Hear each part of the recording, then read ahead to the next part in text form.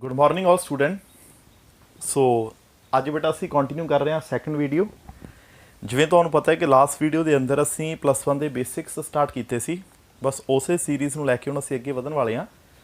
ਤਾਂ ਬੇਟਾ last video ਦੇ ਅੰਦਰ ਅਸੀਂ ਇੱਕ ਛੋਟਾ ਜਿਹਾ ਟੌਪਿਕ ਡਿਸਕਸ ਕੀਤਾ ਸੀ ਡੈਰੀਵੇਟਿਵ, ਅਤੇ ਜੇ ਤੁਹਾਨੂੰ ਯਾਦ ਹੋਵੇ ਨਾ ਉਹਦੇ ਬਿਲਕੁਲ ਲਾਸਟ ਉੱਪਰ ਮੈਂ ਤੁਹਾਨੂੰ 2 ਕੁਐਸਚਨ ਦਿੱਤੇ ਸੀ ਕਿ ਤੁਸੀਂ ਇਹਨਾਂ ਨੂੰ ਟਰਾਈ ਕਰਿਓ। ਅੱਜ ਸਭ ਤੋਂ ਪਹਿਲਾਂ ਅਸੀਂ ਉਹ ਦੋਨੋਂ ਕੁਐਸਚਨਸ ਡੈਰੀਵੇਟਿਵ ਦੇ ਕਰਦੇ ਹਾਂ, ਫਿਰ ਇੱਕ ਉਸ ਦੇ ਨਾਲ ਮਿਲਦਾ ਜੁਲਦਾ ਇੱਕ ਬੇਸਿਕ ਹੈ ਇੰਟੀਗ੍ਰੇਸ਼ਨ। ਮਿਲਦਾ ਜੁਲਦਾ ਵੀ ਨਹੀਂ, ਇਹ ਕਹਿ ਲਓ ਵੀ ਉਸ ਤੋਂ ਬਿਲਕੁਲ ਆਪੋਜ਼ਿਟ ਹੈ, ਬਿਲਕੁਲ ਆਪੋਜ਼ਿਟ ਨੇ ਦੋਨੋਂ। ਬਾਕੀ ਜਦੋਂ ਕਰਾਂਗੇ ਆਪਾਂ ਨੂੰ ਕਲੀਅਰ ਹੋ ਜਾਊਗਾ। ਸੋ ਹੁਣ ਟਾਈਮ ਨਾ ਵੇਸਟ ਕਰਦੇ ਹੋਏ ਜਿਹੜੀਆਂ ਸਾਡੀਆਂ ਫ੍ਰੀ ਆਨਲਾਈਨ ਕਲਾਸਿਸ ਚੱਲ ਰਹੀਆਂ ਨੇ ਮਨਪ੍ਰੀਤ ਮਾਨ ਮੈਮ ਦੇ ਬਿਹਾਫ ਦੇ ਉੱਪਰ, ਅਸੀਂ ਅੱਜ ਕੰਟੀਨਿਊ ਕਰਦੇ ਹਾਂ। ਲਓ ਉਠਾ, ਸਭ ਤੋਂ ਪਹਿਲਾਂ ਡੈਰੀਵੇਟਿਵ ਦਾ ਉਹ ਹੋਮਵਰਕ ਜਿਹੜਾ ਤੁਹਾਨੂੰ ਦਿੱਤਾ ਗਿਆ ਸੀ, ਤਾਂ ਸਭ ਤੋਂ ਪਹਿਲਾਂ ਮੈਂ ਉਹ ਦੋਨੋਂ ਕੁਐਸਚਨ ਕਰਵਾ ਰਿਹਾ। ਦੇਖੋ ਲਾਸਟ ਵੀਡੀਓ ਅੰਦਰ ਜਿਹੜਾ ਤੁਹਾਨੂੰ ਸਭ ਤੋਂ ਪਹਿਲਾ ਕੁਐਸਚਨ ਦਿੱਤਾ ਗਿਆ ਸੀ ਉਹ ਸੀ y⁻7 + 4y raised to the power 3 + 9।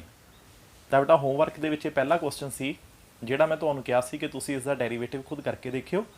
ਸੋ ਹੁਣ ਮੈਂ ਇਸ ਦਾ ਡੈਰੀਵੇਟਿਵ ਕਰ ਰਿਹਾ, ਤਾਂ ਜੋ ਬੇਟਾ ਤੁਸੀਂ ਕਾਪੀ ਉੱਪਰ ਕੀਤਾ ਹੈ ਇੱਕ ਵਾਰ ਨਾ ਇਸ ਨਾਲ ਟੈਲੀ ਕਰ ਲਿਓ। ਦੇਖੋ ਇਸ ਦਾ ਡੈਰੀਵੇਟਿਵ ਆਪਾਂ ਕਿਵੇਂ ਲੈਣਾ ਹੈ।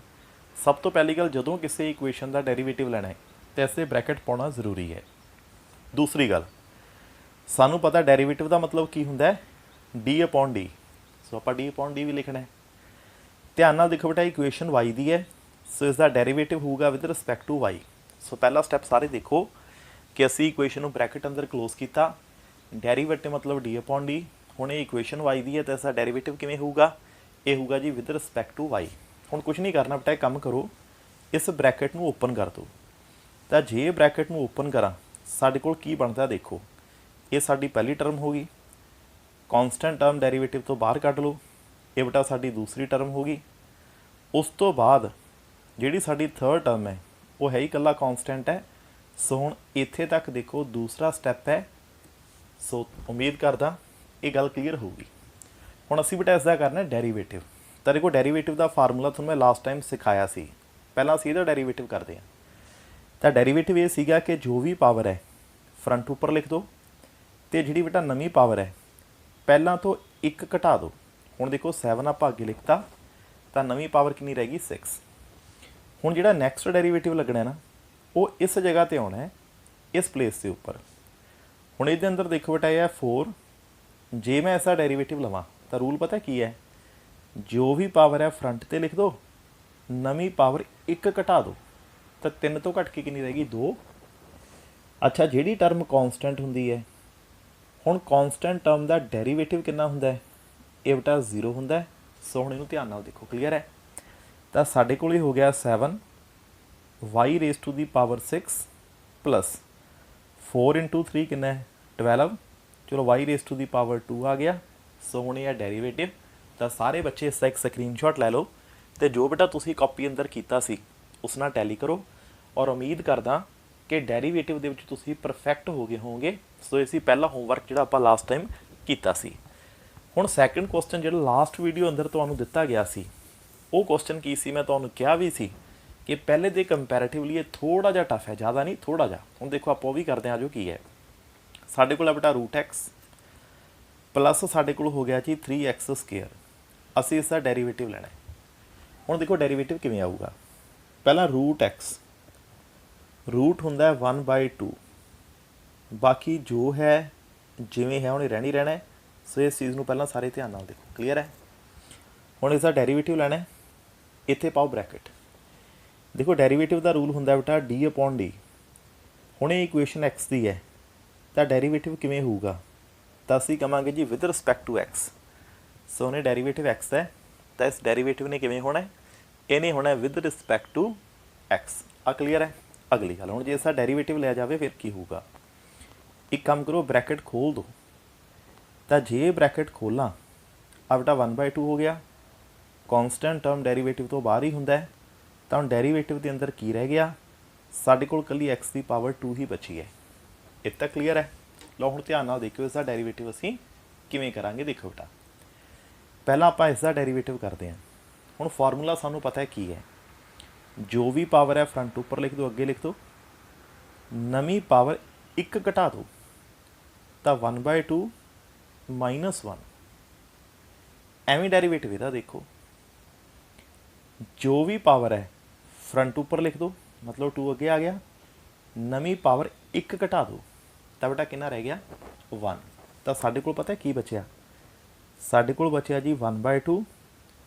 एक्स की पावर देखो कितनी है -1/2, एवें ये उपर आ जाओ, 3 × 2 6 होंदा है, एक्स चलो हैगी हैगा आ क्लीयर। हुण जिहड़ा बेटा एक्स 1/2 है इनू असीं किवें लिख सकते हैं, तो हुण वो देखियो मैं साइड उपर लिख के दिखाउणा। देखो 1/2 जिवें है सो है, एक्स उपर माइनस है तो डिनोमीनेटर दे विच आके की हो जाऊगा प्लस हो जाऊगा ना।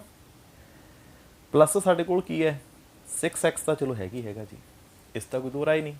उम्मीद करते हैं गल क्लीयर होगी। हुण जिहड़ा बेटा एक्स की पावर 1/2 है ये हुंदा रूट, तैनूं रूट एक्स भी तो लिख सकते हैं। चलो 6x नाल हैगी हैगा। लो बेटा दूसरा क्वेश्चन है, दूसरा अपना डेरीवेटिव है। हुण ये पूरे का पूरा डेरीवेटिव फुली सॉल्वड फॉर्म दे विच तुहाडे सामने पिया। हुण तुसीं इसका एक स्क्रीनशॉट लै लो तो फुली सॉल्वड स्क्रीन ते आ रहा है। सारे बच्चे ध्यान नाल देखो। बस कुल मिला के डेरीवेटिव बारे मैं 3 गल्लां बोल रहा, अपने माइंड दे विच फिट कर लो।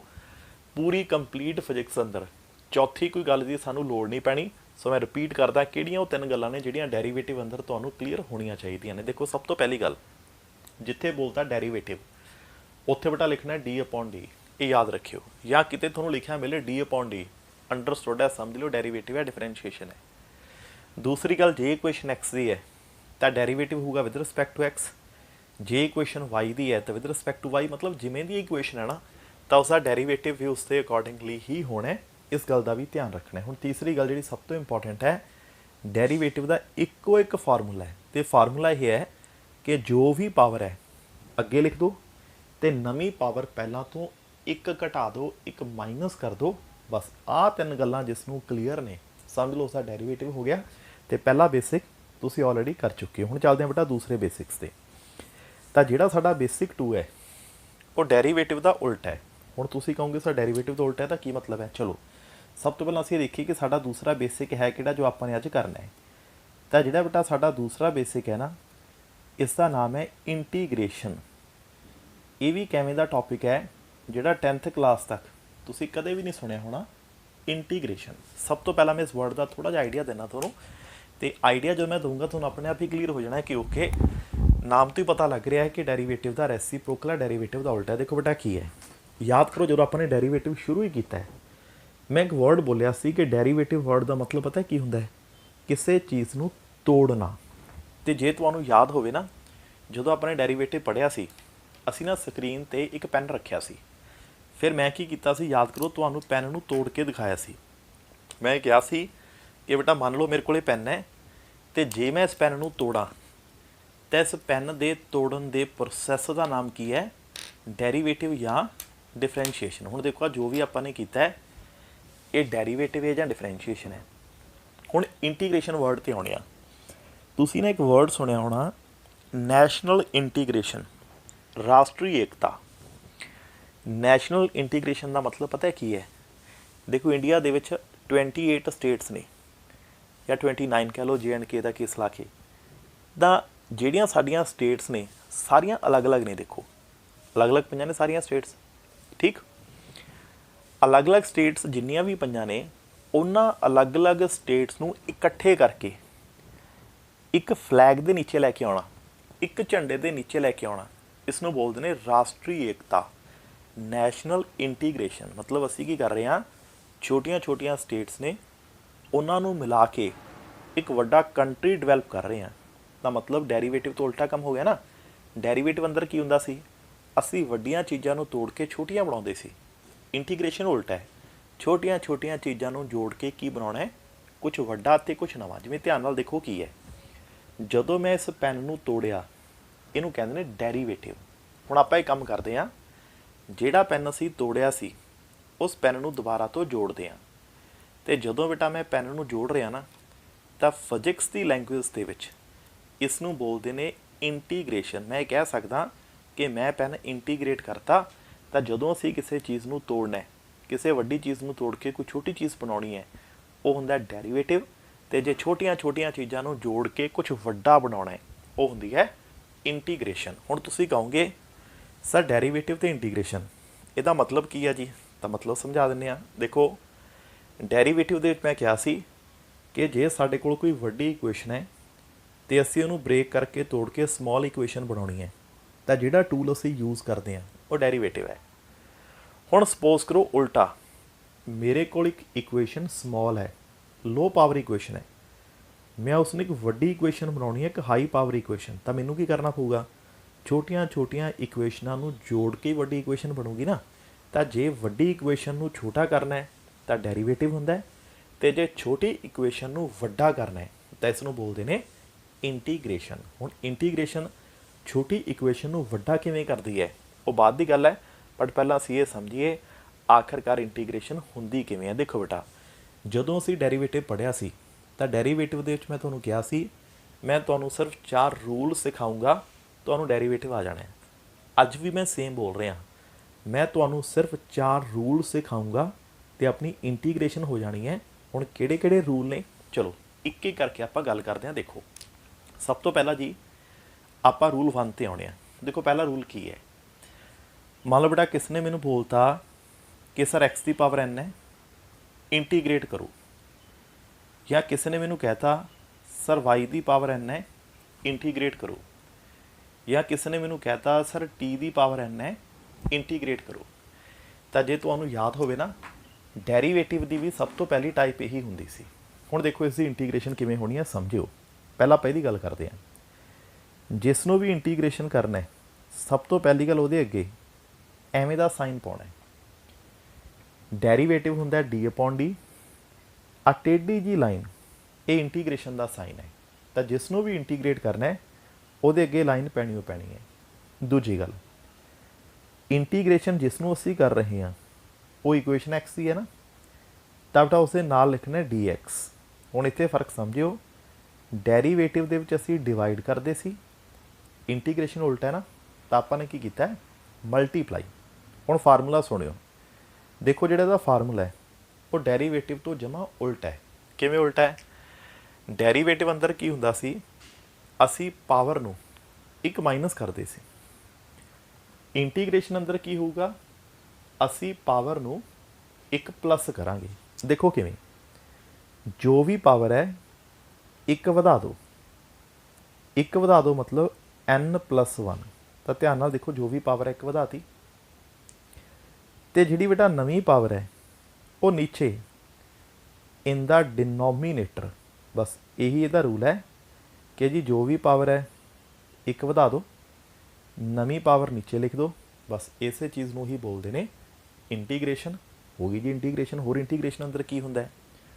ਹੁਣ ਆਪਾਂ ਚੱਲਦੇ ਹਾਂ ਸੈਕੰਡ ਦੇ ਉੱਪਰ, y⁴n।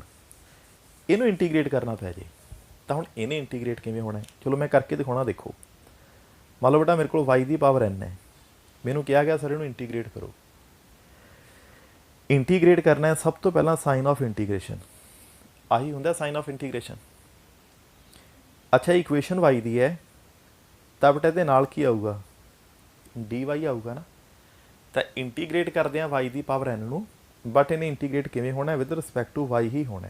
ਹੁਣ ਰੂਲ ਯਾਦ ਕਰੋ ਕੀ ਹੈ? ਰੂਲ ਇਹ ਹੈ ਕਿ ਜੀ ਜੋ ਵੀ ਪਾਵਰ ਹੈ ਇੱਕ ਵਧਾ ਦਿਓ, n+1 ਹੋ ਗਈ, ਅਤੇ ਜਿਹੜੀ ਆ ਸਾਡੀ ਨਵੀਂ ਪਾਵਰ ਹੈ ਉਹਨੂੰ ਨੀਚੇ ਲਿਖ ਦਿਓ। ਬਸ ਇਸੇ ਨੂੰ ਹੀ ਬੋਲਦੇ ਨੇ ਇੰਟੀਗ੍ਰੇਸ਼ਨ। ਮਤਲਬ ਜੋ ਵੀ ਪਾਵਰ ਹੈ ਇੱਕ ਵਧਾਤੀ, ਨਵੀਂ ਪਾਵਰ ਆਪਾਂ ਨੀਚੇ ਲਿਖਤੀ, ਬਸ ਆਹੀ ਹੁੰਦੀ ਹੈ ਇੰਟੀਗ੍ਰੇਸ਼ਨ। ਸੋ ਹੋਰ ਇੰਟੀਗ੍ਰੇਸ਼ਨ ਅੰਦਰ ਕੁਛ ਵੀ ਨਹੀਂ ਹੁੰਦਾ। ਕਲੀਅਰ ਹੈ? ਅੱਗੇ ਚੱਲਦੇ ਹਾਂ। ਹੁਣ ਮੰਨ ਲਓ ਕਿਸੇ ਨੇ ਮੈਨੂੰ ਕਿਹਾ ਸਰ t ਦੀ ਪਾਵਰ n ਹੈ, ਇੰਟੀਗ੍ਰੇਟ ਕਰੋ ਜੀ। ਤਾਂ ਲਓ ਬੇਟਾ ਹੁਣ ਮੈਂ t ਦੀ ਪਾਵਰ n ਵੀ ਇੰਟੀਗ੍ਰੇਟ ਕਰਕੇ ਦਿਖਾਈ ਦਿੰਦਾ। ਹੁਣ ਦੇਖੋ t ਦੀ ਪਾਵਰ n ਇੰਟੀਗ੍ਰੇਟ ਕਰਨਾ ਹੈ, ਸਭ ਤੋਂ ਪਹਿਲਾਂ ਕੀ ਯੂਜ਼ ਕਰੋਗੇ? Sign of integration. ਅੱਛਾ ਇਕੁਏਸ਼ਨ t ਦੀ ਹੈ ਤਾਂ ਨਾਲ ਕੀ ਲਿਖੋਗੇ? dt। ਕਲੀਅਰ? ਹੁਣ ਰੂਲ ਯਾਦ ਕਰਿਓ, ਜੋ ਵੀ ਪਾਵਰ ਹੈ ਇੱਕ ਵਧਾ ਦਿਓ, n+1 ਹੋ ਗਿਆ। ਨਵੀਂ ਪਾਵਰ ਕਿੱਥੇ? ਇਨ ਦਾ ਡਿਨੋਮੀਨੇਟਰ। ਤਾਂ ਜੋ ਵੀ ਪਾਵਰ ਹੈ ਇੱਕ ਵਧਾ ਦਿਓ, ਨਵੀਂ ਪਾਵਰ ਇਨ ਦਾ ਡਿਨੋਮੀਨੇਟਰ। ਸੋ ਲਓ ਜੀ ਬੇਟਾ ਇੰਟੀਗ੍ਰੇਸ਼ਨ ਹੈ। ਤਾਂ ਹੁਣ 3 ਗੱਲਾਂ ਹੋ ਗਈਆਂ। ਜਿਹਨੂੰ ਇੰਟੀਗ੍ਰੇਟ ਕਰਨਾ ਹੈ ਉਹਦੇ ਅੱਗੇ ਲਾਈਨ ਪਊਗੀ, ਜੇ ਇਕੁਏਸ਼ਨ x ਦੀ ਹੈ ਤਾਂ ਨਾਲ dx, y ਦੀ ਹੈ ਤਾਂ dy, t ਦੀ ਹੈ ਤਾਂ dt। ਤੇ ਰੂਲ ਕੀ ਹੈ, ਜੋ ਵੀ ਪਾਵਰ ਹੈ ਇੱਕ ਵਧਾਉਣੀ ਹੈ ਤੇ ਨਵੀਂ ਪਾਵਰ ਕਿੱਥੇ ਲਿਖ ਦੇਣੀ ਹੈ, ਇਨ ਦਾ ਡਿਨੋਮੀਨੇਟਰ। ਬਸ ਆਹੀ ਹੁੰਦੀ ਹੈ ਇੰਟੀਗ੍ਰੇਸ਼ਨ। ਤਾਂ ਇੰਟੀਗ੍ਰੇਸ਼ਨ ਦਾ ਰੂਲ 1 ਕੰਪਲੀਟ ਹੈ। ਉਮੀਦ ਕਰਦਾ ਪਹਿਲਾ ਰੂਲ ਤੁਹਾਨੂੰ ਕਲੀਅਰ ਹੋਊਗਾ। ਹੁਣ ਬੇਟਾ ਅਸੀਂ ਚੱਲਦੇ ਹਾਂ ਰੂਲ ਨੰਬਰ 2 ਦੇ ਉੱਪਰ। ਤਾਂ ਜਿਹੜਾ ਬੇਟਾ ਰੂਲ ਨੰਬਰ 2 ਹੈ ਉਹ ਕੀ ਹੈ, ਤਾਂ ਰੂਲ ਨੰਬਰ 2 ਦੇ ਅੰਦਰ ਕੀ ਹੁੰਦਾ ਹੈ, ਤਾਂ ਰੂਲ ਨੰਬਰ 2 ਦੇ ਵਿੱਚ ਬੇਟਾ ਮੰਨ ਲਓ ਕਿਸੇ ਨੇ ਮੈਨੂੰ ਕਿਹਾ ਕਿ x ਦੀ ਪਾਵਰ 3 ਹੈ, ਜਾਂ ਕਿਸੇ ਨੇ ਮੈਨੂੰ ਕਹਿਤਾ ਸਰ y ਦੀ ਪਾਵਰ 4 ਹੈ ਜੀ, ਇੰਟੀਗ੍ਰੇਟ ਕਰਕੇ ਦਿਖਾਓ। ਹੁਣ ਯਾਦ ਕਰੋ ਡੈਰੀਵੇਟਿਵ ਦੇ ਵਿੱਚ ਵੀ ਟਾਈਪ 2 ਇਹੀ ਹੁੰਦੀ ਸੀ। ਹੁਣ ਇਹਨੂੰ ਆਪਾਂ ਕਰਨਾ ਇੰਟੀਗ੍ਰੇਟ। ਤਾਂ ਦੇਖੋ ਇਹਨੇ ਕਿਵੇਂ ਇੰਟੀਗ੍ਰੇਟ ਹੋਣਾ। ਸਭ ਤੋਂ ਪਹਿਲਾਂ ਇੱਥੇ ਅਸੀਂ ਯੂਜ਼ ਕਰਾਂਗੇ ਸਾਈਨ ਆਫ ਇੰਟੀਗ੍ਰੇਸ਼ਨ। ਹੁਣ ਇੰਟੀਗ੍ਰੇਸ਼ਨ ਦਾ ਰੂਲ ਕੀ ਹੁੰਦਾ, ਰੂਲ ਇਹ ਹੁੰਦਾ ਹੈ ਕਿ ਜੀ ਜੋ ਵੀ ਪਾਵਰ ਹੈ ਇੱਕ ਵਧਾ ਦਿਓ। ਤਾਂ 3 ਤੋਂ ਕੀ ਹੋ ਗਿਆ, 4 ਹੋ ਗਿਆ ਨਾ। ਨਵੀਂ ਪਾਵਰ ਕਿੱਥੇ ਲਿਖਣੀ ਹੈ, ਇਨ ਦਾ ਡਿਨੋਮੀਨੇਟਰ। ਤਾਂ ਬੇਟਾ ਜੋ ਵੀ ਪਾਵਰ ਹੈ ਇੱਕ ਵਧਾਤੀ, ਨਵੀਂ ਪਾਵਰ ਕਿੱਥੇ ਲਿਖੀ, ਇਨ ਦਾ ਡਿਨੋਮੀਨੇਟਰ। ਬਸ ਆਹੀ ਹੁੰਦੀ ਹੈ ਇੰਟੀਗ੍ਰੇਸ਼ਨ। ਅੱਗੇ ਆ ਜਾਓ, ਇਹਨੂੰ ਇੰਟੀਗ੍ਰੇਟ ਕਰੀਏ ਤਾਂ ਇੱਥੇ ਆਊਗਾ ਸਾਈਨ ਆਫ ਇੰਟੀਗ੍ਰੇਸ਼ਨ। ਦੇਖੋ ਰੂਲ ਬੇਟਾ ਇਹ ਹੈ, ਜੋ ਵੀ ਪਾਵਰ ਹੈ ਇੱਕ ਵਧਾ ਦਿਓ। ਤਾਂ y ਦੀ ਪਾਵਰ 5 ਹੋ ਗਈ। ਹੁਣ ਨਵੀਂ ਪਾਵਰ ਕਿੱਥੇ ਲਿਖਣੀ ਹੈ, ਇਨ ਦਾ ਡਿਨੋਮੀਨੇਟਰ। ਲਓ ਜੀ ਇੰਟੀਗ੍ਰੇਸ਼ਨ ਕੰਪਲੀਟ ਹੈ। ਉਮੀਦ ਕਰਦਾ ਟਾਈਪ 2 ਕਲੀਅਰ ਹੋਊਗੀ। ਬੜੀ ਸਿੰਪਲ ਜੀ ਟਾਈਪ ਹੈ, ਕਲੀਅਰ। ਹੁਣ ਇਹਨੂੰ ਸਾਰੇ ਬੱਚੇ ਧਿਆਨ ਨਾਲ ਦੇਖੋ। ਮੈਂ 1 ਮਿੰਟ ਦਿੱਤਾ। ਜੋ ਬੇਟਾ ਸਕਰੀਨ 'ਤੇ ਹੈ ਇਹ 'ਚ ਇੱਕ ਬਹੁਤ ਵੱਡੀ ਗਲਤੀ ਹੈ। ਗਲਤੀ ਲੱਭੋ ਕੀ ਹੈ। 1 ਮਿੰਟ ਤੁਹਾਨੂੰ ਦੇ ਰਿਹਾ। ਜੋ ਬੇਟਾ ਮੈਂ ਸਕਰੀਨ 'ਤੇ ਲਿਖਿਆ ਨਾ, ਇਸ 'ਚ ਇੱਕ ਗਲਤੀ ਹੈ। ਫਾਈਂਡ ਦਾ ਮਿਸਟੇਕ। ਹਾਂਜੀ ਤਾਂ ਹੀ ਪਤਾ ਲੱਗੂ ਨਾ ਮੈਨੂੰ ਧਿਆਨ ਨਾਲ ਸੁਣ ਰਹੇ ਹੋ। ਹਾਂਜੀ ਗਲਤੀ ਕੀ ਹੈ, ਗਲਤੀ ਦੇਖੋ ਬੇਟਾ ਕੀ ਹੈ। ਇਹਦੇ ਨਾਲ ਇੱਥੇ ਕੀ ਲਿਖਣਾ ਚਾਹੀਦਾ ਸੀ, dx। ਇਹਦੇ ਨਾਲ ਇੱਥੇ ਕੀ ਲਿਖਣਾ ਚਾਹੀਦਾ ਸੀ, dy। ਸੋ ਇਹ ਗੱਲਾਂ ਦਾ ਧਿਆਨ ਰੱਖਣਾ ਹੈ। ਜੇ ਮੈਂ dx ਨਹੀਂ ਲਿਖਦਾ ਰੋਂਗ, ਤਾਂ ਹੁਣ ਇਹ ਸਹੀ ਫਾਰਮ ਪਤਾ ਕੀ ਹੈ, ਤਾਂ ਬਰਾਬਰ ਸਹੀ ਫਾਰਮ ਵੀ ਕਰਕੇ ਦਿਖਾਉਣਾ। ਇੰਟੀਗ੍ਰੇਸ਼ਨ x ਦੀ ਪਾਵਰ 3, ਕਿਉਂਕਿ ਇਕੁਏਸ਼ਨ x ਦੇ ਨਾਲ ਕੀ ਆਊਗਾ, dx। ਤਾਂ ਪਾਵਰ ਇੱਕ ਵਧਾ ਦੇਣੀ ਹੈ, ਨਵੀਂ ਪਾਵਰ ਨੀਚੇ। ਇੱਥੇ ਆ ਜਾਓ, y ਦੀ ਪਾਵਰ 4 ਹੈ ਬਟ ਨਾਲ ਕੀ ਲਿਖਣਾ ਚਾਹੀਦਾ ਹੈ, dy। ਤਾਂ ਰੂਲ ਬੇਟਾ ਕੀ ਹੈ, ਪਾਵਰ ਇੱਕ ਵਧਾ ਦਿਓ ਜੀ, ਨਵੀਂ ਪਾਵਰ ਨੀਚੇ ਆ ਜਾਓ। ਲਾਕਡਾਊਨ ਗੱਲ ਉਹੀ, ਆਨਸਰ ਸੇਮ ਹੈ। ਬਟ ਆਹ dx ਤੇ dy ਜੇ ਮੈਂ ਨਹੀਂ ਲਾਉਂਦਾ ਨਾ ਤਾਂ ਇੰਟੀਗ੍ਰੇਸ਼ਨ ਨੇ ਗਲਤ ਹੋ ਜਾਣਾ ਹੈ। ਤਾਂ ਇੰਟੀਗ੍ਰੇਸ਼ਨ ਦੀ ਜਿਹੜੀ ਟਾਈਪ 2 ਹੈ ਕੰਪਲੀਟ ਹੈ। ਉਮੀਦ ਕਰਦਾ ਕਿ ਟਾਈਪ 2 ਦੇ ਰਿਗਾਰਡਿੰਗ ਕੋਈ ਡਾਊਟ ਨਹੀਂ ਹੋਊਗਾ। ਸੋ ਇਸ ਦਾ ਵੀ ਬੱਚੇ ਸਕਰੀਨਸ਼ਾਟ ਲੈ ਲਓ। ਬਸ 4 ਹੀ ਟਾਈਪਸ ਕਰਵਾਊਂਗਾ, 5ਵੀਂ ਕੋਈ ਟਾਈਪ ਨਹੀਂ ਹੁੰਦੀ। ਤਾਂ ਸਮਝ ਲਓ ਤੁਹਾਡੀ ਇੰਟੀਗ੍ਰੇਸ਼ਨ ਡਨ ਹੈ। ਹੁਣ ਚੱਲਦੇ ਹਾਂ ਟਾਈਪ 3 ਦੇ ਉੱਪਰ। ਹੁਣ ਐਗਜ਼ਾਮ ਦੇ ਵਿੱਚ ਜਿਹੜਾ ਤੀਸਰੇ ਟਾਈਪ ਦਾ ਕੁਐਸਚਨ ਹੈ ਉਹ ਕਿਵੇਂ ਦਾ ਆ ਸਕਦਾ ਹੈ। ਚਲੋ ਇੱਕ ਐਗਜ਼ਾਮਪਲ ਲੈ ਕੇ ਆਪਾਂ ਸਮਝਦੇ ਹਾਂ, ਦੂਜੀ ਐਗਜ਼ਾਮਪਲ ਲੈ ਕੇ ਐਕਸਪਰਟ ਹੁੰਦੇ ਹਾਂ। Rule number 3। ਸੋ ਪਹਿਲਾਂ ਪਹਿਲੀ ਐਗਜ਼ਾਮਪਲ ਨੂੰ ਸਮਝੋ ਕੀ ਹੈ। ਤੁਹਾਡੇ ਐਗਜ਼ਾਮ ਦੇ ਵਿੱਚ ਨਾ ਐਵੇਂ ਦਾ ਕੁਐਸਚਨ ਆ ਜਾਂਦਾ ਹੈ ਕਿ ਜੀ 2x ਦੀ ਪਾਵਰ 4 ਹੈ, ਇਸ ਨੂੰ ਇੰਟੀਗ੍ਰੇਟ ਕਰੋ। ਲਓ ਹੁਣ ਆਪਾਂ ਇਸ ਨੂੰ ਇੰਟੀਗ੍ਰੇਟ ਕਰਨਾ ਹੈ। ਦੇਖੋ ਇਹਨੂੰ ਇੰਟੀਗ੍ਰੇਟ ਕਿਵੇਂ ਹੋਣਾ ਹੈ। ਸਭ ਤੋਂ ਪਹਿਲੀ ਗੱਲ ਇਸ 'ਤੇ ਬ੍ਰੈਕਟ ਪਾਓ। ਪਾ ਲਿਆ ਬ੍ਰੈਕਟ। ਅਗਲੀ ਗੱਲ ਸਾਈਨ ਆਫ ਇੰਟੀਗ੍ਰੇਸ਼ਨ ਕਰੋ ਜੀ, ਕਰ ਲਿਆ। ਹੁਣ ਦੱਸੋ ਜੇ ਇਕੁਏਸ਼ਨ x ਦੀ ਹੈ ਤਾਂ ਇਹਦੇ ਬੇਟਾ ਨਾਲ ਕੀ ਹੋਊਗਾ, dx ਆਊਗਾ ਨਾ। ਕਲੀਅਰ। ਹੁਣ ਰੂਲ ਪਤਾ ਕੀ ਕਹਿੰਦਾ ਹੈ ਕਿ ਜਿਹੜੇ ਕੌਨਸਟੈਂਟ ਟਰਮ ਨੇ ਇੰਟੀਗ੍ਰੇਸ਼ਨ ਤੋਂ ਬਾਹਰ ਹੋਣੇ ਚਾਹੀਦੇ ਨੇ। ਯਾਦ ਕਰੋ ਇਹ ਗੱਲ ਮੈਂ ਡੈਰੀਵੇਟਿਵ 'ਚ ਵੀ ਕਹੀ ਸੀ ਕਿ ਜਿਹੜਾ ਵੀ ਕੌਨਸਟੈਂਟ ਟਰਮ ਹੈ ਸਭ ਤੋਂ ਪਹਿਲਾਂ ਡੈਰੀਵੇਟਿਵ ਹੋਵੇ ਚਾਹੇ ਇੰਟੀਗ੍ਰੇਸ਼ਨ ਹੋਵੇ, ਇਹਨੂੰ ਬਾਹਰ ਕਰੋ। ਜਿੰਨਾ ਚਿਰ ਕੌਨਸਟੈਂਟ ਟਰਮ ਇਨਸਾਈਡ ਹੈ ਨਾ, ਫਾਰਮੂਲਾ ਅਪਲਾਈ ਹੋਈ ਨਹੀਂ ਹੁੰਦਾ। ਹੁਣ ਫਾਰਮੂਲਾ ਇੱਥੇ ਅਪਲਾਈ ਹੋਣਾ ਹੈ, ਖਿਆਲ ਰੱਖਿਓ। ਤਾਂ ਅਪਲਾਈ ਕਰੀਏ, ਆ ਜਾਓ। ਰੂਲ ਪਤਾ ਕੀ ਕਹਿੰਦਾ ਹੈ, ਕਹਿੰਦੇ ਜੋ ਵੀ ਪਾਵਰ ਹੈ 1 ਪਲੱਸ ਕਰ ਦਿਓ। ਕਰਤੀ ਜੀ। ਨਵੀਂ ਪਾਵਰ ਕਿੱਥੇ, ਇਨ ਦਾ ਡਿਨੋਮੀਨੇਟਰ। ਤਾਂ 4 ਦਾ 5 ਹੋ ਗਿਆ, 5 ਨੀਚੇ ਆ ਗਿਆ। ਤਾਂ ਮਤਲਬ ਸਾਡੇ ਕੋਲ ਆਂਸਰ ਹੋ ਗਿਆ 2/5 x ਦੀ ਪਾਵਰ 5। ਲਵਟਾ ਟਾਈਪ 3 ਹੈ ਜਿਸ 'ਚ ਵੇਰੀਏਬਲ ਵੀ ਹੈ ਨਾਲ ਕੌਨਸਟੈਂਟ ਵੀ ਹੈ ਔਰ ਸੇਮ ਹੁੰਦਾ ਸੀ ਇਨ ਦਾ ਡੈਰੀਵੇਟਿਵ। ਤਾਂ ਇੱਕ ਐਗਜ਼ਾਮਪਲ ਮੈਂ ਕਰਵਾਤੀ। ਹੁਣ ਇਹਦੀ ਉਹ ਇੱਕ ਐਗਜ਼ਾਮਪਲ ਮੈਂ ਹੋਰ ਕਰਾਉਣਾ ਤਾਂ ਕਿ ਅਸੀਂ ਇਸ ਚੀਜ਼ ਨੂੰ ਲੈ ਕੇ ਪੂਰੇ ਪਰਫੈਕਟ ਹੋ ਜਾਈਏ। ਮੰਨ ਲਓ ਬੇਟਾ ਕਿਸੇ ਨੇ ਮੈਨੂੰ ਕਿਹਾ ਸਰ ਇੰਟੀਗ੍ਰੇਟ ਕਰੋ ਜੀ। ਕੀ ਕਰਨਾ ਹੈ ਸਰ, ਤੁਸੀਂ ਇੰਟੀਗ੍ਰੇਟ ਕਰਕੇ ਦਿਖਾਓ ਜੀ 4t ਦੀ ਪਾਵਰ 3। पहली गल तो नोट करो, आ वेरीएबल पे है, आ कॉन्सटेंट पे है, ये टाइप 3 है। हुण इसनूं असीं किवें इंटीग्रेट करांगे? देखो कॉन्सटेंट ते वेरीएबल इकट्ठे आ गए तो ब्रैकेट तो असीं पावांगे। इंटीग्रेट करना है तो साइन काहदा आऊगा? इंटीग्रेशन का आऊगा ना। बट ये नाल इत्थे की लिखांगे? इत्थे dt लिखांगे जी। अगे आ जाओ, कॉन्सटेंट टर्म इंटीग्रेशन तो बाहर कर लो, अंदर की बचिया? सिर्फ वेरीएबल। तो वेरीएबल कौन है? t की पावर 3 है। देखो 4 इत्थे रहने वाला है, बस ਇਹਦੀ इंटीग्रेशन ਆਪਾਂ ਨੇ ਹੁਣ करनी है। किवें करांगे? सिर्फ वो देखो की रूल सी, पावर 1 ਵਧਾ दो, नवीं पावर नीचे। सो पावर 1 प्लस करती, नवीं पावर नीचे। देखो बेटा कुछ कैंसल होंदा है, 4 कैंसल, तो कितना आंसर हो गया? t की पावर 4 हो गया। लो जी, ये दूसरी इंटीग्रेशन है। उम्मीद करदा ये गल क्लीयर होगी तो कोई कन्फ्यूजन नहीं होगी। सो हुण इंटीग्रेशन दियां 3 टाइप्स आपां ने कर लियां। इंटीग्रेशन की चौथी ते लास्ट टाइप, बट इंपॉर्टेंट है, ध्यान नाल समझियो। हुण इस तो पहला कि मैं इंटीग्रेशन की चौथी टाइप की गल करा, थोड़ा जिहा दिमाग ते जोर पाओ। जदों असीं डेरीवेटिव पढ़ रहे सी तां डेरीवेटिव अंदर टाइप 4 की सी? तां याद करो उत्थे की सी?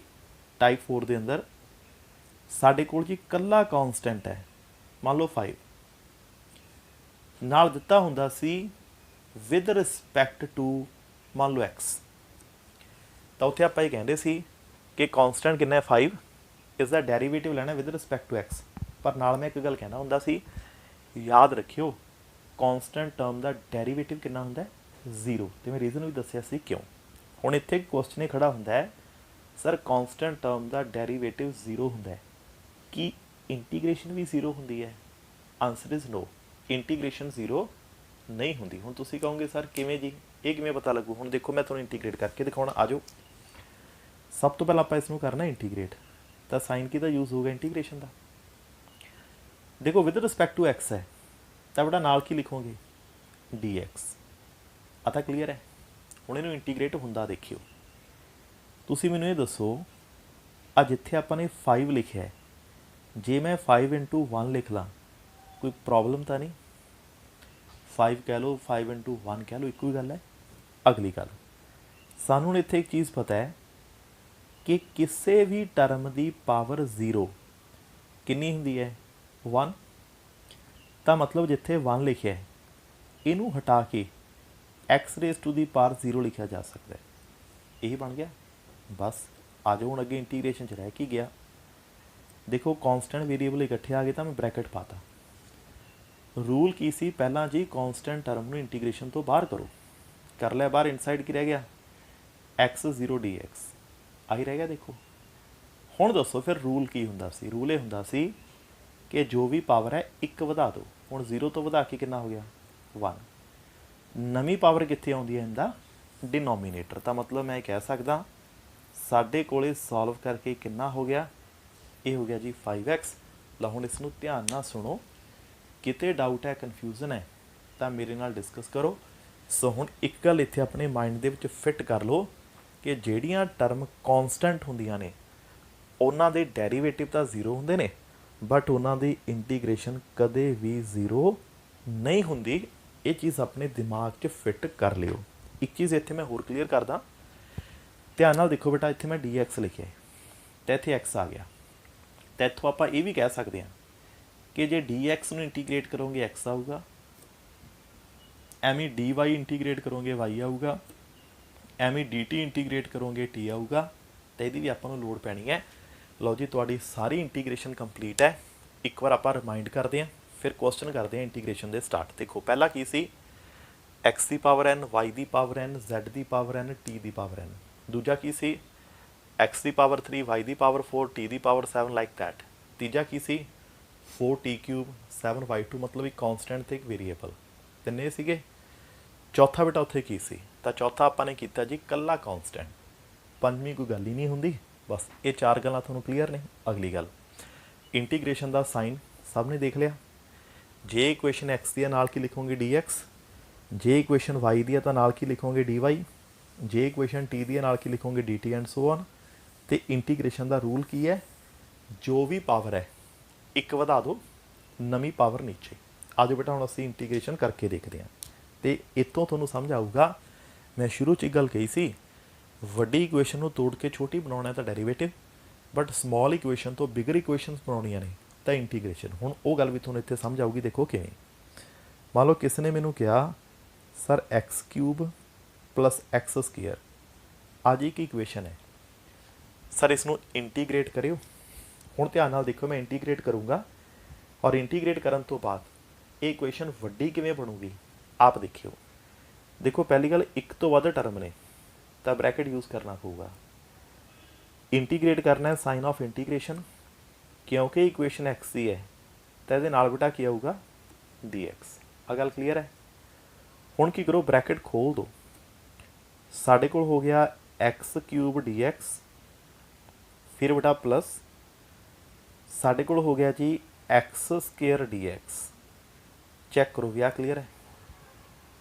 ਹੁਣ ਇਹਨੂੰ ਇੰਟੀਗ੍ਰੇਟ ਕਰਦੇ ਹਾਂ। ਦੇਖੋ ਰੂਲ ਇਹ ਹੈ, ਜੋ ਵੀ ਪਾਵਰ ਹੈ ਇੱਕ ਵਧਾ ਦਿਓ, ਨਵੀਂ ਪਾਵਰ ਨੀਚੇ। ਸੇਮ ਇਹਨੂੰ ਦੇਖੋ, ਜੋ ਵੀ ਹੈ ਇੱਕ ਵਧਾ ਦਿਓ, ਨਵੀਂ ਪਾਵਰ ਨੀਚੇ, ਤਾਂ ਟੋਟਲ ਇਹੀ ਬਣ ਗਿਆ। ਦੇਖੋ ਬਸ ਇਹੀ ਸਾਡਾ ਆਨਸਰ ਹੈ। ਹੁਣ ਇਹਨੂੰ ਨੋਟ ਕਰੋ ਇੱਕ ਚੀਜ਼ ਨੂੰ, ਜਿਹਨੂੰ ਇੰਟੀਗ੍ਰੇਟ ਕੀਤਾ ਸੀ ਉੱਥੇ ਐਕਸ ਦੀ ਪਾਵਰ ਕਿੰਨੀ ਸੀ 3, ਇੰਟੀਗ੍ਰੇਟ ਕਰਨ ਤੋਂ ਬਾਅਦ ਕਿੰਨੀ ਹੋ ਗਈ 4। ਤਾਂ ਸਮੋਲ ਇਕੁਏਸ਼ਨ ਕੀ ਬਣੀ ਹੈ, ਬਣ ਕੇ ਨਾ ਬਿਗ। ਤਾਂ ਇਸੇ ਕਰਕੇ ਬੋਲਦੇ ਸੀ ਇਕੁਏਸ਼ਨ ਦੇ ਵਿੱਚ ਪਾਵਰਸ ਨੂੰ ਇਨਕਰੀਜ਼ ਕਰਨਾ ਤਾਂ ਇੰਟੀਗ੍ਰੇਸ਼ਨ, ਡਿਕਰੀਜ਼ ਕਰਨਾ ਤਾਂ ਡੈਰੀਵੇਟਿਵ, ਉਲਟੇ ਪ੍ਰੋਸੈਸ ਨੇ ਦੋਨੋਂ। ਚਲੋ ਆਪਾਂ ਇੱਕ ਐਗਜ਼ਾਮਪਲ ਲੈਂਦੇ ਹਾਂ ਤੇ ਐਗਜ਼ਾਮਪਲ ਲੈ ਕੇ ਇਸ ਚੀਜ਼ ਨੂੰ ਸਮਝਣ ਦੀ ਕੋਸ਼ਿਸ਼ ਕਰਦੇ ਹਾਂ ਕਿ ਡੈਰੀਵੇਟਿਵ ਤੇ ਇੰਟੀਗ੍ਰੇਸ਼ਨ ਉਲਟੇ ਕਿਵੇਂ ਹੋਈ। ਹੁਣ ਆਹ ਚੀਜ਼ ਨੂੰ ਬਹੁਤ ਧਿਆਨ ਨਾਲ ਸੁਣਿਓ, ਉਸ ਤੋਂ ਬਾਅਦ ਮੈਂ ਹੋਮਵਰਕ ਦਊਂਗਾ ਤੁਹਾਨੂੰ 4 ਕੁਐਸਚਨਾਂ 'ਚ ਇੰਟੀਗ੍ਰੇਸ਼ਨ ਦੇ ਤੁਸੀਂ ਕਰੋਗੇ। ਦੇਖੋ ਆਹ ਪਿਆ ਜੀ ਸਾਡੇ ਕੋਲ ਪੈਨ, ਜਿਵੇਂ ਦਾ ਇਹ ਪੈਨ ਹੈ ਉਵੇਂ ਦੀ ਮੇਰੇ ਕੋਲ ਇਕੁਏਸ਼ਨ ਹੈ। ਮੰਨ ਲਓ ਟੀ ਦੀ ਪਾਵਰ 4 3t ਦੀ ਪਾਵਰ 2 ਐਗਜ਼ਾਮਪਲ ਲੈ ਲਓ ਆਪਾਂ।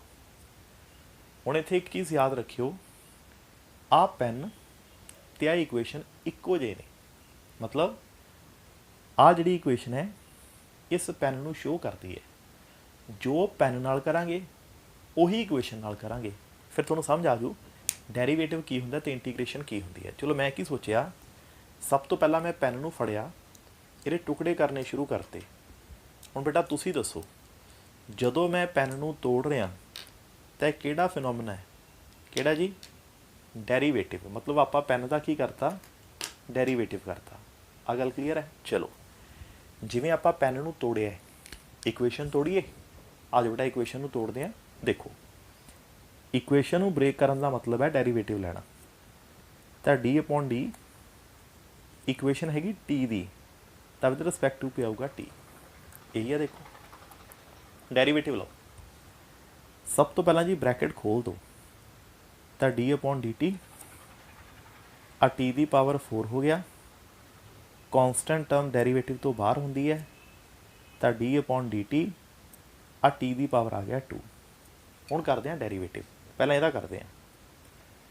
ਰੂਲ ਪਤਾ ਕੀ ਹੈ, ਪਾਵਰ ਅੱਗੇ ਲਿਖੋ, ਨਵੀਂ ਪਾਵਰ 1 ਘਟਾ ਦਿਓ, ਤਾਂ 4 ਲਿਖਤਾ ਅੱਗੇ, ਨਵੀਂ ਪਾਵਰ ਕਿੰਨੀ ਰਹਿ ਗਈ 3। ਇਹਦਾ ਡੈਰੀਵੇਟਿਵ ਲਈਏ, ਆ ਜਾਓ ਪਾਵਰ ਲਿਖ ਦਿਓ ਅੱਗੇ, ਨਵੀਂ ਪਾਵਰ 1 ਘਟਾ ਦਿਓ। ਕਲੀਅਰ ਹੈ। ਤਾਂ ਬੇਟਾ ਅਸੀਂ ਇੱਥੇ ਲਿਖ ਸਕਦੇ ਹਾਂ 4t ਕਿਊਬ ਪਲਸ 6t। ਲਓ ਬੱਚੇ ਆ ਪਈ ਹੈ ਇਕੁਏਸ਼ਨ ਪੈਨ, ਆ ਇਕੁਏਸ਼ਨ ਤੋੜਤੀ। ਹੁਣ ਆ ਟੁੱਟੀ ਹੋਈ ਇਕੁਏਸ਼ਨ ਤੇ ਆ ਟੁੱਟਿਆ ਹੋਇਆ ਪੈਨ, ਇਹ ਦੋਨੇ ਵਿਚਾਰੇ ਇੱਕੋ ਜਿਹੇ ਨੇ। ਪੈਨ ਤੋੜਨ ਤੋਂ ਬਾਅਦ ਇਹੋ ਜਿਹਾ ਹੋ ਗਿਆ, ਇਕੁਏਸ਼ਨ ਤੋੜਨ ਤੋਂ ਬਾਅਦ ਇਹੋ ਜਿਹੀ ਹੋ ਗਈ। ਸੋ ਆਹ ਗੱਲ ਕਲੀਅਰ ਹੈ। ਅਗਲੀ ਗੱਲ, ਹੁਣ ਆਪਾਂ ਕੀ ਕਰਦੇ ਹਾਂ ਉਲਟਾ, ਪੈਨ ਨੂੰ ਜੋੜਦੇ ਹਾਂ। ਦੇਖੋ ਮੈਂ ਕੀ ਕੀਤਾ, ਜਿਵੇਂ ਜਿਵੇਂ ਪੈਨ ਤੋੜਿਆ ਸੀਗਾ ਉਵੇਂ ਉਵੇਂ ਪੈਨ ਨੂੰ ਦੁਬਾਰਾ ਜੋੜਤਾ। ਹੁਣ ਦੇਖੋ ਜਦੋਂ ਮੈਂ ਪੈਨ ਨੂੰ ਦੁਬਾਰਾ ਜੋੜਿਆ, ਇਹ ਪੈਨ ਪਹਿਲਾਂ ਵਰਗਾ ਬਣ ਗਿਆ। ਬਸ ਇਹੀ ਕੰਮ ਆਪਾਂ ਇੱਥੇ ਕਰਨਾ ਹੈ। ਆ ਟੁੱਟੀ ਹੋਈ ਇਕੁਏਸ਼ਨ ਹੈ, ਇਹਨੂੰ ਆਪਾਂ ਦੁਬਾਰਾ ਤੋਂ ਜੋੜਦੇ ਹਾਂ, मतलब इंटीग्रेट करते हैं। ਜੇ ਤਾਂ ਇਹ ਪਹਿਲਾਂ ਵਰਗੀ ਬਣ ਗਈ ਤਾਂ ਸਾਨੂੰ ਗਰੰਟੀ ਹੋ ਜੂ ਕਿ ਡੈਰੀਵੇਟਿਵ ਤੇ ਇੰਟੀਗ੍ਰੇਸ਼ਨ ਉਲਟੇ ਹੁੰਦੇ ਨੇ। ਚੈੱਕ ਕਰੀਏ। ਲਓ ਜੀ, ਆ ਟੁੱਟੀ ਹੋਈ ਇਕੁਏਸ਼ਨ ਹੈ, ਇਹਨੂੰ ਜੋੜ ਕੇ ਦੇਖਦੇ ਹਾਂ ਕਿ ਇਹ ਪਹਿਲਾਂ ਵਰਗੀ ਬਣਦੀ ਹੈ। ਦੇਖੋ 4t³ + 6t, ਆਹੀ ਇਕੁਏਸ਼ਨ ਹੈ। ਹੁਣ ਜੋੜਨ ਦਾ ਮੈਥਡ ਕੀ ਹੁੰਦਾ ਹੈ? ਇੰਟੀਗ੍ਰੇਸ਼ਨ। ਚਲੋ ਸਭ ਤੋਂ ਪਹਿਲਾਂ ਬ੍ਰੈਕਟ ਪਾਓ, ਫਿਰ ਸਾਈਨ ਕਿਹਦਾ ਆਊਗਾ? ਇੰਟੀਗ੍ਰੇਸ਼ਨ ਦਾ। ਹੁਣ ਇਕੁਏਸ਼ਨ ਟੀ ਦੀ ਹੈ ਤਾਂ ਨਾਲ ਕੀ ਲਿਖੋਗੇ? ਆ dt ਲਿਖਾਂਗੇ ਆਪਾਂ। ਬ੍ਰੈਕਟ ਖੋਲ੍ਹਦੇ ਹਾਂ। ਕੌਨਸਟੈਂਟ ਟਰਮ ਇੰਟੀਗ੍ਰੇਸ਼ਨ ਤੋਂ ਬਾਹਰ, ਅੰਦਰ ਬਚਿਆ t³ ਤੇ dt। ਅਗਲਾ ਬ੍ਰੈਕਟ ਖੋਲੋ। ਕੌਨਸਟੈਂਟ ਟਰਮ ਇੰਟੀਗ੍ਰੇਸ਼ਨ ਤੋਂ ਬਾਹਰ, ਅੰਦਰ ਕੀ ਬਚਿਆ? t(1) dt। ਕਲੀਅਰ ਹੈ? ਅੱਗੇ ਆ ਜਾਓ, ਇਹਨੂੰ ਕਰਦੇ ਹਾਂ ਇੰਟੀਗ੍ਰੇਟ। ਦੇਖੋ ਰੂਲ ਪਤਾ ਕੀ ਹੁੰਦਾ ਹੈ? ਜੋ ਵੀ ਪਾਵਰ ਹੈ ਇੱਕ ਵਧਾ ਦਿਓ, ਨਵੀਂ ਪਾਵਰ ਨੀਚੇ। ਐਵੇਂ ਇਹਦੇ ਤੇ ਆ ਜਾਓ, ਜੋ ਵੀ ਪਾਵਰ ਹੈ ਇੱਕ ਵਧਾ ਦਿਓ, ਨਵੀਂ ਪਾਵਰ ਨੀਚੇ। ਇਹੀ ਹੁੰਦਾ। ਦੇਖੋ 4 ਦੇ ਨਾਲ 4 ਕੀ ਹੋ ਗਿਆ? ਕੈਂਸਲ। ਸਾਡੇ ਕੋਲ ਆ ਗਿਆ t⁴ ਪਲੱਸ ਕਿੰਨਾ ਹੋ ਗਿਆ? 6 ਵੀ ਛੱਡੋ। ਆ ਦੇਖੋ, ਆ ਕੈਂਸਲ ਹੋ ਗਿਆ, 3 ਆ ਗਿਆ। ਸਾਡੇ ਕੋਲ ਹੋ ਗਿਆ 3t⁴2। ਲਓ ਬੱਚੇ, ਹੁਣ ਇਸ ਨੂੰ ਧਿਆਨ ਨਾਲ ਦੇਖੋ। ਇੱਕ ਤਾਂ ਦੇਖਣੀ ਹੈ ਤੁਸੀਂ ਆਹ ਇਕੁਏਸ਼ਨ, ਇੱਕ ਦੇਖਣੀ ਹੈ ਤੁਸੀਂ ਆਹ ਇਕੁਏਸ਼ਨ। ਔਰ ਦੇਖੋ ਇਹ ਦੋਨੋਂ ਇਕੁਏਸ਼ਨਸ ਕੀ ਨੇ? ਸੇਮ ਨੇ ਨਾ। ਤਾਂ ਇਟ ਮੀਨ ਪਹਿਲਾਂ ਅਸੀਂ ਇਕੁਏਸ਼ਨ ਨੂੰ ਤੋੜਿਆ ਸੀ, ਫਿਰ ਟੁੱਟੀ ਹੋਈ ਨੂੰ ਦੁਬਾਰਾ ਜੋੜਿਆ, ਉਹ ਪਹਿਲਾਂ ਵਰਗੀ ਬਣ ਗਈ। ਤਾਂ ਇੱਥੋਂ ਇਹ ਕਲੀਅਰ ਹੋ ਗਿਆ, ਆਹ ਡੈਰੀਵੇਟਿਵ ਹੈ, ਆਹ ਇੰਟੀਗ੍ਰੇਸ਼ਨ ਹੈ, ਉਲਟੇ ਪ੍ਰੋਸੈਸ ਨੇ। ਦੇਖੋ ਆ ਮੇਰੇ ਕੋਲ ਮਾਰਕਰ ਹੈ, ਮੈਂ ਇਹਨੂੰ ਤੋੜਿਆ, ਇਹ ਕਿਹੜਾ ਪ੍ਰੋਸੈਸ ਹੈ? ਡੈਰੀਵੇਟਿਵ। ਮੈਂ ਇਹਨੂੰ ਜੋੜਿਆ, ਕਿਹੜਾ ਪ੍ਰੋਸੈਸ ਹੈ? ਇੰਟੀਗ੍ਰੇਸ਼ਨ। ਹੁਣ ਉਮੀਦ ਕਰਦਾ ਤੁਹਾਨੂੰ ਕਨਸੈਪਟ ਕਲੀਅਰ ਹੋ ਗਿਆ ਹੋਣਾ, ਕੀ ਹੁੰਦੀ ਹੈ ਇੰਟੀਗ੍ਰੇਸ਼ਨ, ਕੀ ਹੁੰਦੀ ਹੈ ਡਿਫਰੈਂਸ਼ੀਏਸ਼ਨ ਜਾਂ ਡੈਰੀਵੇਟਿਵ। ਇਹ ਉਹ ਬੇਸਿਕ ਹੈ। ਹੁਣ ਤੁਸੀਂ ਸੋਚੋਗੇ ਸਰ ਇਹ ਬੇਸਿਕ ਦਾ ਅਸੀਂ ਫਿਜ਼ਿਕਸ 'ਚ ਕਰਾਉਣਾ ਕੀ ਹੈ? ਕੁਝ ਨਹੀਂ ਕਰਾਉਣਾ, ਬੜਾ ਸੌਖਾ ਜਿਹਾ ਕੰਮ ਹੈ। ਦੇਖੋ ਮੰਨ ਕੇ ਚਲੋ ਬੇਟਾ, ਤੁਸੀਂ ਇੱਕ ਮਕਾਨ ਬਣਾਉਣਾ ਹੈ। ਤੁਹਾਡਾ ਮਕਾਨ ਪਹਿਲਾਂ ਵੀ ਸੋਹਣਾ ਹੈ, ਬਟ ਤੁਸੀਂ ਇਹ ਚਾਹੁੰਦੇ ਵੀ ਨਹੀਂ ਇਹ ਮਕਾਨ ਨੂੰ ਅਸੀਂ ਹੋਰ ਸੋਹਣਾ ਕਰ ਦਈਏ। ਜਦੋਂ ਬੇਟਾ ਅਸੀਂ ਕਿਸੇ ਮਕਾਨ ਨੂੰ ਸੋਹਣਾ ਬਣਾਉਣਾ ਹੁੰਦਾ ਹੈ, ਕਿਸੇ ਘਰ ਨੂੰ ਬਹੁਤ ਵਧੀਆ ਬਣਾਉਣਾ ਹੁੰਦਾ ਹੈ, ਤਾਂ ਸਭ ਤੋਂ ਪਹਿਲਾਂ ਅਸੀਂ ਉਹਨੂੰ ਤੋੜਦੇ ਹਾਂ। ਤਾਂ ਕਿਹੜਾ ਪ੍ਰੋਸੈਸ ਕਰਦੇ ਹਾਂ? ਡੈਰੀਵੇਟਿਵ। ਤੋੜਨ ਤੋਂ ਬਾਅਦ ਫਿਰ ਨਵੇਂ ਤਰੀਕੇ ਨਾਲ ਫੇਰ ਜੋੜਦੇ ਹਾਂ, ਤਾਂ ਉਹ ਕੀ ਹੋ ਗਿਆ? ਇੰਟੀਗ੍ਰੇਸ਼ਨ। ਤਾਂ ਹੁਣ ਜਿਵੇਂ ਸਾਡੀ ਲਾਈਫ ਅੰਦਰ ਤੋੜ ਜੋੜ ਚੱਲਦੇ ਨੇ, ਐਵੇਂ ਬਸ ਫਿਜ਼ਿਕਸ ਅੰਦਰ ਹੈ। ਜਦੋਂ ਅਸੀਂ ਕੁਝ ਨਵਾਂ ਬਣਾਉਣਾ ਹੁੰਦਾ ਨਾ, ਤਾਂ ਅਸੀਂ ਪੁਰਾਣੀਆਂ ਇਕੁਏਸ਼ਨਾਂ ਚੱਕੀਦੀਆਂ ਨੇ, ਕੁਛ ਨੂੰ ਤੋੜੀਦਾ, ਕੁਛ ਨੂੰ ਜੋੜੀਦਾ। ਉਹਨਾਂ ਦੀ ਤੋੜ ਜੋੜ ਦੇ ਵਿੱਚੋਂ ਹੀ ਨਿਕਲ ਕੇ ਆਉਂਦੇ ਨੇ ਨਵੇਂ ਫਾਰਮੂਲੇ, ਨਵੀਆਂ ਇਕੁਏਸ਼ਨ। ਇਸ ਕਰਕੇ ਇਹ ਪ੍ਰੋਸੈਸ ਬਹੁਤ ਇੰਪੋਰਟੈਂਟ ਹੈ ਕਿ ਸਾਨੂੰ ਕਿਸੇ ਚੀਜ਼ ਨੂੰ ਤੋੜਨਾ ਅਤੇ ਜੋੜਨਾ ਆਉਣਾ ਚਾਹੀਦਾ ਜੇ ਅਸੀਂ ਫਿਜ਼ਿਕਸ ਨੂੰ ਪੜ੍ਹਨਾ ਹੈ। ਹੁਣ ਬੇਟਾ ਹੋਮਵਰਕ ਨੋਟ ਕਰੋ। ਅੱਜ ਮੈਂ ਤੁਹਾਨੂੰ 3 ਕੁਐਸਚਨ ਦੇ ਰਿਹਾ, ਇਹ ਤਿੰਨੇ ਕੁਐਸਚਨ ਤੁਸੀਂ ਸੋਲਵ ਕਰਨੇ ਨੇ, ਔਰ ਨੈਕਸਟ ਵੀਡੀਓ ਅੰਦਰ ਆਪਾਂ ਇੱਥੋਂ ਹੀ ਕੰਟੀਨਿਊ ਕਰਾਂਗੇ। ਸੋ ਪਹਿਲਾ ਤੁਹਾਡਾ ਕੁਐਸਚਨ ਜਿਹੜਾ ਜਿਹਦਾ ਹੋਮਵਰਕ ਹੈ ਨੋਟ ਕਰੋ। ਤੁਹਾਡਾ ਹੈਗਾ t⁵ 2t⁵ + 7। ਇਹ ਫਸਟ ਹੈ ਜਿਹੜਾ ਤੁਸੀਂ ਅੱਜ ਘਰੋਂ ਕਰਨਾ ਹੈ। ਸੈਕੰਡ ਨੋਟ ਕਰੋ। ਸੈਕੰਡ ਤੁਹਾਡੇ ਕੋਲ ਹੈ y³ + 7y²। ਥਰਡ ਨੋਟ ਕਰੋ, √x + 1/√x। ਇੱਥੇ ਹਿੰਟ ਉਹੀ ਹੈ, √x ਮਤਲਬ ਕੀ ਹੁੰਦਾ? x⁴1/2। ਇਹ ਹਿੰਟ ਹੈ। ਤਾਂ ਬੇਟਾ ਇਹ ਹੋਮਵਰਕ ਤੁਸੀਂ ਅੱਜ ਕੰਪਲੀਟ ਕਰਕੇ ਰੱਖਣਾ ਹੈ। ਔਰ ਇੱਕ ਚੀਜ਼ ਹੋਰ ਕਰਨਾ, ਇੱਕ ਵੀਡੀਓ ਸ਼ੂਟ ਕੀਤੀ ਸੀ, ਉਹ 1.5 ਘੰਟੇ ਦੀ ਬਣ ਗਈ ਅਤੇ ਬੇਟਾ ਉਹ ਅਪਲੋਡ ਹੀ ਨਹੀਂ ਹੋਈ। ਇਸ ਕਰਕੇ ਵੀਡੀਓ ਅੱਜ ਦੁਬਾਰਾ ਫਿਰ ਸ਼ੂਟ ਕਰਨੀ ਪਈ। ਤਾਂ ਹੁਣ ਆਪਾਂ ਸਾਰੀਆਂ ਵੀਡੀਓਜ਼ 30 ਤੋਂ 35 ਮਿੰਟ ਦੀਆਂ ਰੱਖਾਂਗੇ। ਇਸ ਤੋਂ ਲੰਬੀ ਵੀਡੀਓ ਮੈਂ ਰਿਕਾਰਡ ਨਹੀਂ ਕਰੂੰਗਾ, ਫਿਰ ਅਪਲੋਡਿੰਗ 'ਚ ਦਿੱਕਤ ਆਉਂਦੀ ਹੈ। ਕੱਲ੍ਹ ਪੂਰਾ ਦਿਨ ਅਪਲੋਡਿੰਗ ਲੱਗੀ ਰਹੀ, ਬਟ ਸ਼ਾਮ ਤੱਕ ਵੀ ਐਟ ਲਾਸਟ ਫਿਰ ਅਪਲੋਡਿੰਗ ਹੋਈ ਹੋਈ ਨਹੀਂ, ਤਾਂ ਮੈਨੂੰ ਇੰਟੀਗ੍ਰੇਸ਼ਨ ਦੁਬਾਰਾ ਰੀਸ਼ੂਟ ਕਰਨੀ ਪਈ ਹੈ। ਸੋ ਬਹੁਤ ਧਿਆਨ ਨਾਲ ਸਾਰੇ ਬੱਚੇ ਦੇਖੋ, ਤੁਸੀਂ ਹਾਲੇ +1 'ਚ ਨਵੇਂ ਹੋ, ਪਰ ਇੱਕ ਗੱਲ ਦੀ ਮੈਂ ਵੈਰੀ ਸ਼ੋਰਟੀ ਦਿੰਦਾ, ਸਭ ਤੋਂ ਸੌਖੀ ਸਾਇੰਸ ਹੈ। ਬੇਫਿਕਰ ਰਹੋ। ਫਿਜ਼ਿਕਸ ਦਾ ਤੁਹਾਡਾ ਇੱਕ ਸਿੰਗਲ ਕਨਸੈਪਟ ਵੀ ਜੇ ਮਿਸ ਹੋ ਗਿਆ ਤਾਂ ਮੇਰੇ ਕੋਲ ਆ ਜਾਇਓ। ਇੱਕ ਵੀ ਚੀਜ਼ ਨੂੰ ਜੇ ਤੁਹਾਨੂੰ ਕਿਹਾ ਜਾਵੇ ਇਹਨੂੰ ਰੱਟਾ ਲਾ ਲਓ, ਕੁਝ ਵੀ ਐਸਾ ਨਹੀਂ। ਹਰ ਇੱਕ ਚੀਜ਼ ਦੇ ਪਿੱਛੇ ਰੀਜ਼ਨ, ਅਸੀਂ ਕੀ ਪੜ੍ਹ ਰਹੇ ਹਾਂ, ਅਸੀਂ ਕਿਉਂ ਪੜ੍ਹ ਰਹੇ ਹਾਂ, ਉਹ ਪੜ੍ਹਨਾ ਸਾਡੇ ਕੰਮ ਕਿੱਥੇ ਆਉਂਦਾ, ਤੈਨੂੰ ਪੜ੍ਹਨ ਦੀ ਟੈਕਨੀਕ ਤਰੀਕਾ ਕੀ ਹੈ, ਆਪਾਂ ਬੜੇ ਡਿਟੇਲ ਚੱਲਾਂਗੇ। ਸੋ ਬੜੇ ਆਰਾਮ ਨਾਲ ਤੁਹਾਡੇ ਫਿਜ਼ਿਕਸ 'ਚੋਂ 70/70 ਆਉਣਗੇ। ਇੱਕ ਚੀਜ਼ ਮੈਂ ਤੇ ਹੋਰ ਕਲੀਅਰ ਕਰਾਂ, ਕਈ ਬੱਚੇ ਨੇ ਸੋਚੀ ਬੈਠੇ ਹੁੰਦੇ ਨੇ ਸਰ 10th ਕਲਾਸ ਨਾ ਮੇਰੇ ਸਾਇੰਸ 'ਚੋਂ 70 'ਚੋਂ 40 ਨੰਬਰ ਆਏ ਸੀ, ਤਾਂ ਬੇਟਾ 70 ਚੋਂ ਤੁਹਾਡੇ 40 ਨੰਬਰ ਆਉਣੇ ਇਹ ਡਿਸਾਈਡ ਨਹੀਂ ਕਰਦੇ ਕਿ ਤੁਸੀਂ ਨਲਾਇਕ ਹੋ। ਇਹਦੇ ਪਿੱਛੇ ਬਹੁਤ ਰੀਜ਼ਨ ਹੋ ਸਕਦੇ ਨੇ। ਪਹਿਲਾ ਰੀਜ਼ਨ ਜਿਹੜਾ ਸਭ ਤੋਂ ਵੱਡਾ ਮੋਸਟਲੀ ਮੈਂ ਮੰਨਦਾ, ਹੋ ਸਕਦਾ ਕਿ ਮੇਰੇ ਵਰਗਾ ਕੋਈ ਅਧਿਆਪਕ ਹੋਵੇ, ਉਹਦੇ ਵੱਲੋਂ ਕੋਈ ਕਮੀ ਰਹੀ ਹੋਵੇ। ਦੂਸਰਾ ਰੀਜ਼ਨ ਹੋ ਸਕਦਾ ਹੈ ਤੁਹਾਡੇ ਟੀਚਰ ਬੜੇ ਡੈਡੀਕੇਟਡ ਹੋਣ, ਬਟ 10th ਦੇ ਅੰਦਰ ਤੁਸੀਂ ਉਹਨਾਂ ਸਿੰਸੀਅਰ ਨਹੀਂ ਸੀ ਜਿੰਨਾ ਹੋਣਾ ਬਣਦਾ ਸੀ।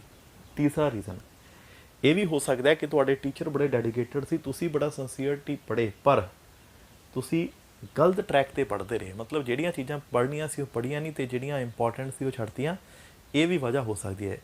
ਹੋ ਸਕਦਾ ਵਜ੍ਹਾ ਕਿ ਤੁਹਾਡੀ ਫੈਮਿਲੀ ਸਰਕਮਸਟਾਂਸ ਜਾਂ ਕੋਈ ਮਾਹੌਲ ਐਸਾ ਬਣ ਗਿਆ ਹੋਵੇ। ਤਾਂ ਮਤਲਬ ਇੱਕ ਅੱਧਾ ਨਹੀਂ, ਸੋ ਮੈਨੀ ਰੀਜ਼ਨ। ਤਾਂ ਇਸ ਕਰਕੇ ਇਹ ਚੀਜ਼ ਨੂੰ ਨਾ ਆਪਣੇ ਮਾਈਂਡ ਦੇ ਉੱਪਰ ਕਦੇ ਹਾਵੀ ਨਾ ਹੋਣ ਦਿਓ। ਮੈਂ ਬਾਰ-ਬਾਰ ਇੱਕ ਗੱਲ ਕਹਿ ਰਿਹਾ, ਜਿੰਨੇ ਮਹਾਨ ਸਾਇੰਟਿਸਟ ਹੋਏ ਨੇ, ਚਾਹੇ ਨਿਊਟਨ ਸਾਹਿਬ ਦੇਖ ਲਓ, ਆਇਨਸਟਾਈਨ ਸਾਹਿਬ ਦੇਖ ਲਓ, ਸਭ ਤੋਂ ਵੱਡੀ ਗੱਲ ਆਪਾਂ ਥੋਮਸ ਐਡੀਸਨ ਦੀ ਗੱਲ ਕਰਦੇ ਹਾਂ, ਇਹ ਸਾਰੇ ਉਹ ਮਹਾਨ ਲੋਕ ਹੋਏ ਨੇ ਜਿਨ੍ਹਾਂ ਨੂੰ ਸਕੂਲਾਂ ਨੇ ਇਹ ਬੋਲਤਾ ਸੀ ਕਿ ਜੀ ਤੁਹਾਡੇ ਬੱਚੇ ਨਲਾਇਕ ਨੇ, ਘਰੇ ਲਿਜਾ ਕੇ ਪੜ੍ਹਾ ਲਓ। ਥੋਮਸ ਐਡੀਸਨ ਦੀ ਕਹਾਣੀ ਸੁਣਿਓ। ਉਸ ਦੀ ਮਦਰ ਨੂੰ ਸਕੂਲ ਨੇ ਕਹਿਤਾ ਸੀ ਕਿ ਤੁਹਾਡਾ ਬੱਚਾ ਨਹੀਂ ਪੜ੍ਹ ਸਕਦਾ, ਜਿਹਨੇ ਅੱਗੇ ਜਾ ਕੇ ਬਹੁਤ ਸਾਰੀਆਂ ਡਿਸਕਵਰੀਆਂ ਕੀਤੀਆਂ। ਅੱਜ ਜਿਹੜੇ ਬਲਬਾਂ ਦੇ ਥੱਲੇ ਬੈਠ ਕੇ ਪੜ੍ਹਦੇ ਹੋ ਨਾ, ਲਾਈਟਾਂ ਕਰ ਕਰਕੇ, ਚਾਨਣ ਕਰ ਕਰਕੇ, ਇਹ ਉਸੇ ਪਰਸਨ, ਉਸੇ ਥੋਮਸ ਐਡੀਸਨ ਦੀ ਇਹ ਡਿਸਕਵਰੀ ਹੈ ਜਿਸ ਨੂੰ ਕਦੇ ਸਕੂਲ 'ਚੋਂ ਇਹ ਕਹਿ ਕੇ ਕੱਢ ਦਿੱਤਾ ਗਿਆ ਸੀ ਕਿ ਤੂੰ ਪੜ੍ਹ ਨਹੀਂ ਸਕਦਾ। ਸੋ ਇਹ ਸਾਰੇ ਬੱਚੇ ਆਪਣੇ ਮਾਈਂਡ 'ਚ ਫਿੱਟ ਕਰ ਲਓ, ਕਦੇ ਵੀ ਮੋਰਾਲ ਨਹੀਂ ਡਾਊਨ ਹੋਣਾ ਚਾਹੀਦਾ। ਸੋ ਕੀਪ ਇਟ, ਬਸ ਮਿਹਨਤ ਕਰੋ। ਬੈਸਟ ਆਫ ਲੱਕ ਆਲ। ਮਿਲਾਂਗੇ ਕੱਲ ਨੈਕਸਟ ਵੀਡੀਓ।